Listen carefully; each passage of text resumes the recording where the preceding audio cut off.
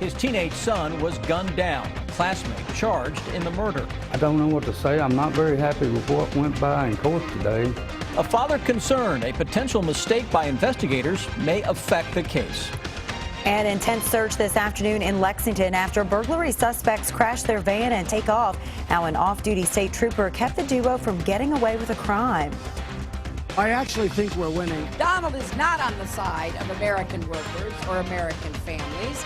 We're in the final stretch for the race for the White House. With 15 days to go, the campaigns are focusing on must-win battleground states.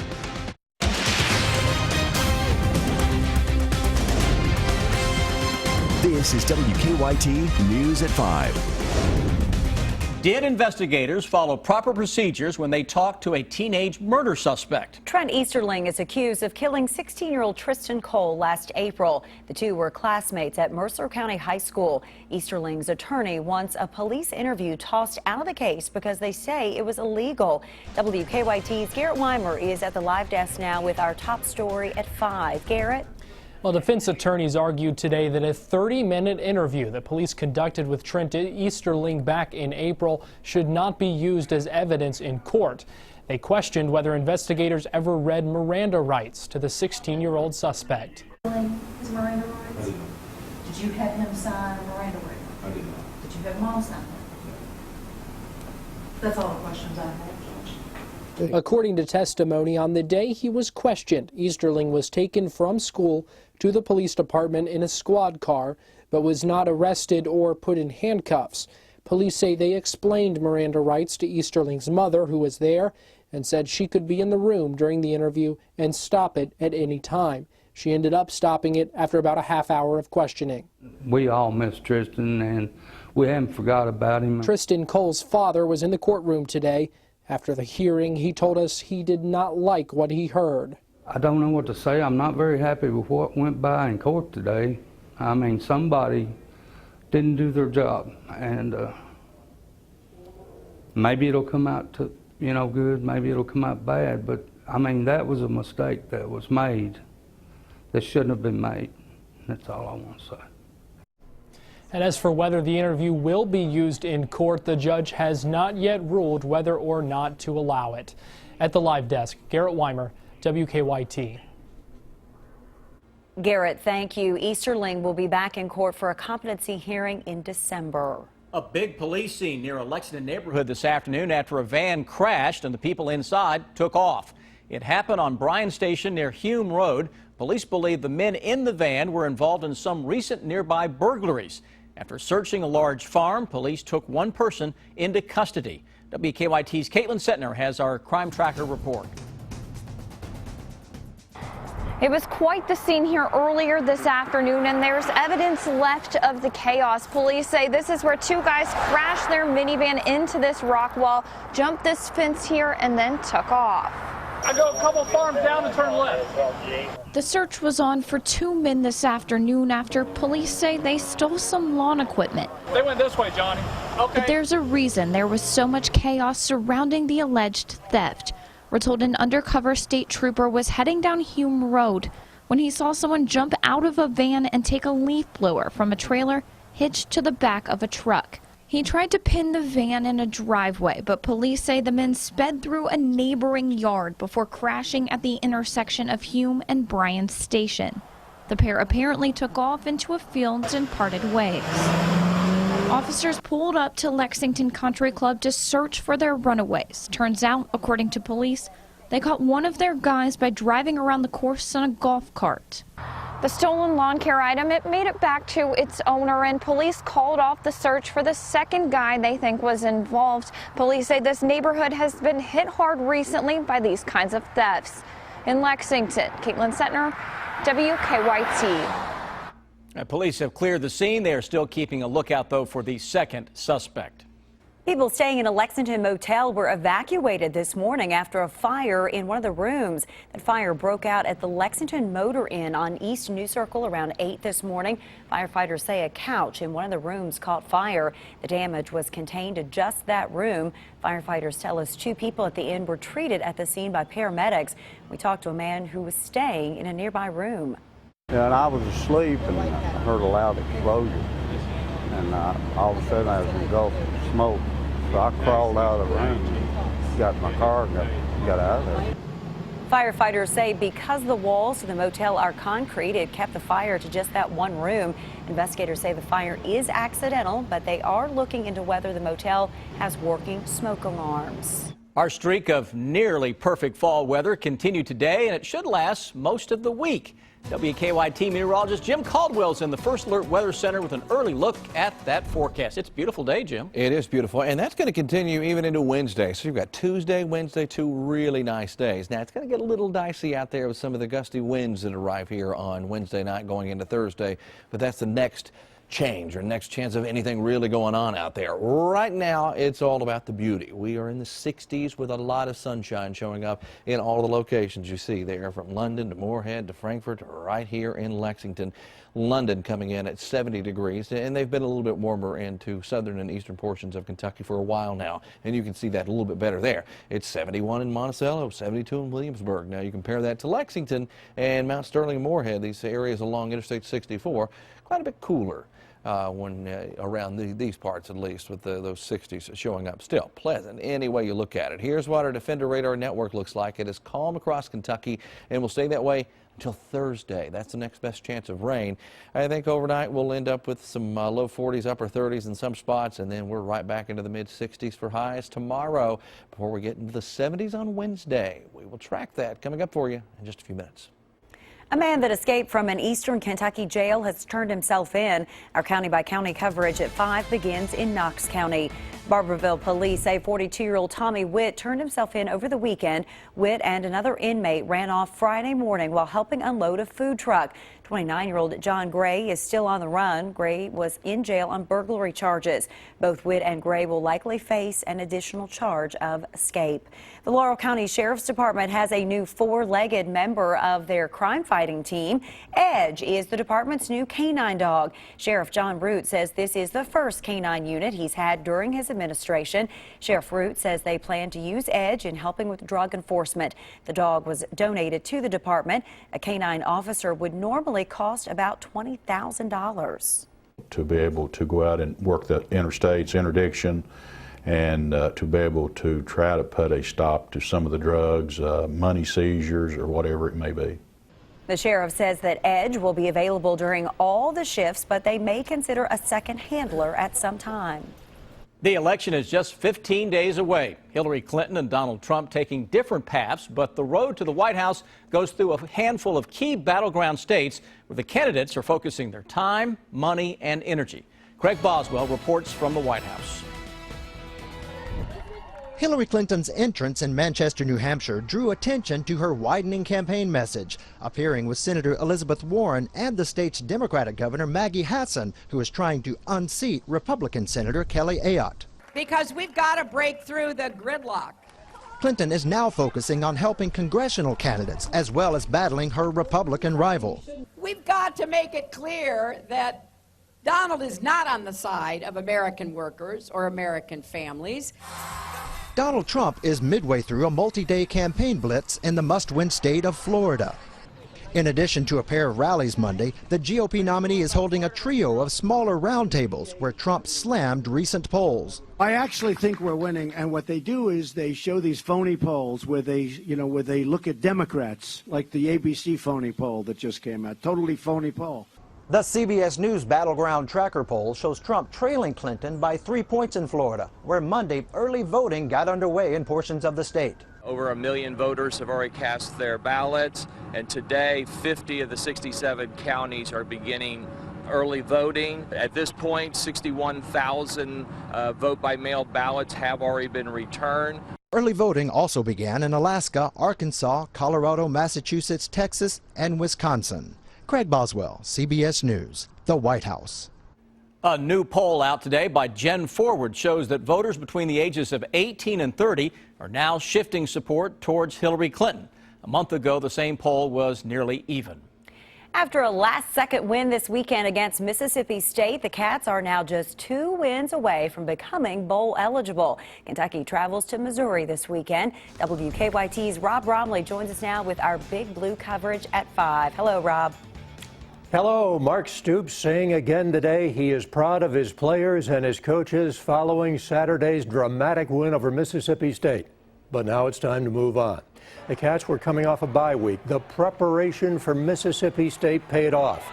Now the Cats go on the road to Missouri. They have some bumps and bruises from the game, but there's no denying the victory Saturday gives this team a tremendous lift. I said last week that, we were refreshed, we were focused, and we were prepared, for that game. And, we're 1 week removed, even though it was a physical game. Everybody's in that situation. Everybody in college football is in that situation right now, where you're banged up and you're bruised and you're tired. But, yeah, it does. It helps to win and give them, that motivation. On the road to Missouri now this weekend. It'll be a noon kickoff on the SEC network. Rob, thank you. With 5 left on the schedule, the Cats need 2 more wins to become bowl eligible. The lights are back on, but a power outage causing even bigger problems over at the Lexington Humane Society. Find out about the big unexpected cost in 10 minutes on WKYT News at 5. And how long should infants sleep in the same room with mom and dad? Some new recommendations on safe sleep for babies later in Better Living. Now, your hour-by-hour forecast with meteorologist Jim Caldwell. Gorgeous sunshine showing up out there for us on this Monday. Frontal boundary working some of its magic on us. It dropped just a little toward the south, which allowed some of the cooler temperatures to filter in. Like yesterday, we're in the 70s here in Lexington today. Not so much. In the 60s, still a very pleasant level. Let's look to the outside, and I have got our camera locked in on the Hamburg area, and it looks fantastic over that way. 67 degrees right now. We're catching a wind coming in out of the north-northwest at 9 miles per hour. Now, it gets a little bit gustier than that from time to time. It's not off the charts today, but later this week, probably Wednesday night going into Thursday, we could be talking about some good wailing winds around here. Let me show you how that comes together here with the gusty wind forecast over the next few days. Now, what you really want to look for is where you see the reds. When you start seeing those reds showing up, that's where you find either 30 or 40 miles per hour. So just off closer to the front by late Wednesday night, going into early Thursday morning, you can see the best concentration of that is up around Indianapolis, while most of central and eastern Kentucky starts picking up on winds gusting around 30, maybe 35 miles per hour for a time. So as that front kind of presses on in. We'll keep that around, not only with the front in the area, but I think once the front passes as well, we'll keep those stronger winds into better part of your Thursday also. We look across Kentucky now with temperatures and our Defender radar network, which is quiet, by the way. We are in the 60s and 70s, just depending on your location. It's 70 degrees down the road into London. We're at 67 in Lexington. How about Mount Sterling and Moorhead? Both at 64 degrees here for us. Very comfortable stuff, around normal. It's hard to find that in fall, because normally we're warm too long and then all of a sudden it goes to winter. That's just tradition, unfortunately, but so far we're doing very well this week with the entire 7-day forecast. Frontal boundary just kind of hanging out into southern parts of Kentucky. It was a dry passage, no showers. It was just a change in wind direction, and it was also a change in temperature profile across Kentucky. That's really all it was for us. Later tonight, it's long gone. It's out of here, and then we wait for the next warm front that gets in here late Tuesday night going into Wednesday, which will allow for a big warm-up Wednesday as well, pushing us back into the 70s, I believe. Trailing cold front will also creep in, and that is where we run into our next rain chance early on Thursday morning. Here's our 7-day forecast, which details that as well, and the other rain chance. Notice in between those rain chances, though, we have little temperatures that try to spike back into the 70s, and then they quickly drop again. So enjoy Tuesday and Wednesday. It gets windy around here, so watch for the leaves as they're going to be flying all around here, and especially Thursday with the rain factored in. It looks beautiful out there. You're seeing the oranges and the reds, really powerful, vibrant colors. And I was afraid we wouldn't see a lot of it due to the way it rained so much and then it got dry so quickly, but overall we're doing pretty well. Look quick, they might be gone here. That's true. Well, the collision at Main and Oliver Lewis Way downtown turned out to be a fender bender and has been cleared, so that one is completely off the books. Drive times this afternoon so far to Nicholasville, less than 15 minutes, Versailles less than 12, and across the Quays Ferry Bridge about 24 minutes to Richmond. Now back to you in the studio. It is that time of year again. Lexington firefighters are kicking off their annual toy drive. How you can help families in need this holiday season in 5 minutes here on WKYT News at 5. And ahead on WKYT News at 5:30, the unique way the family of a fallen state trooper is keeping his legacy alive. Keep up with the latest news on WKYT.com. Join the conversation on Twitter and become a part of the WKYT Facebook family. It was a tough weekend for the Lexington Humane Society. The shelter closed after an accident knocked out power at the facility. The lights are back on and the shelter is open today, but not without a cost. As WKYT's Mike Linden reports, they're now asking for help from the public. Lexington Humane Society officials are still recovering from an accident on Friday that not only knocked out the power and communications to the building, but also knocked out the controls to the sewage pump.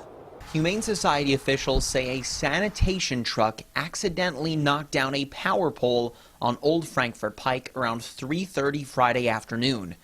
After getting the electricity, internet, and phones back up and running, officials were not able to do the same for the controls to the sewage pump.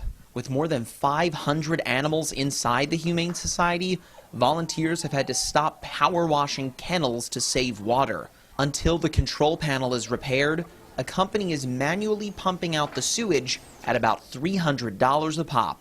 We're hoping that it'll be an every other day sort of thing with our restrictive water use and usage and that sort of thing, but it could be an everyday occurrence. So that's, roughly $300 every day that we were not expecting to have to spend. Markham says she still doesn't know how much it will cost to repair the sewage control panel.